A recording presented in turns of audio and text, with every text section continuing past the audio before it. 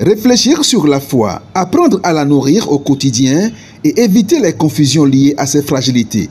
C'est l'objectif de la conférence débat organisée par l'Union islamique du département du littoral. Pour donner toute sa portée à cette rencontre, les organisateurs ont fait venir un éminent professeur en théologie islamique, spécialement d'Arabie Saoudite.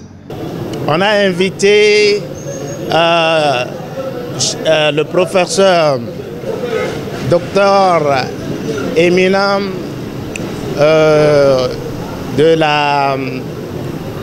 l'Arabie Saoudite qui est venu nous enseigner sur la foi, comment on peut maintenir notre foi et les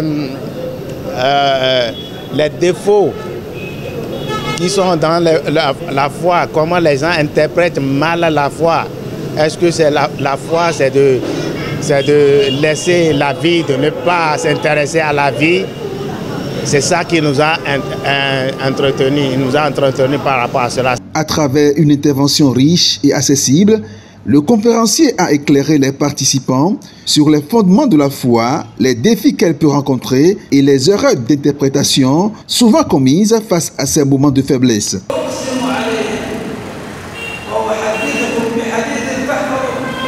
Il nous a montré que la foi,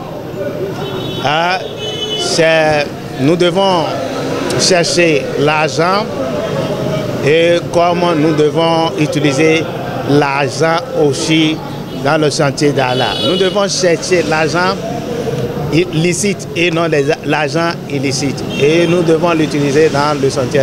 Et nous allons chercher les moyens pour avoir de l'argent là. Ce n'est pas pour user de l'argent là dans de mauvais endroits, ce qui n'est pas bon. C'est une conférence vraiment riche et le thème est vraiment intéressant et vraiment j'ai beaucoup adhéré, j'ai beaucoup admiré surtout le thème qui porte sur la foi. Et sans la foi, rien ne peut aller et l'islam même, son fondement même, c'est la foi.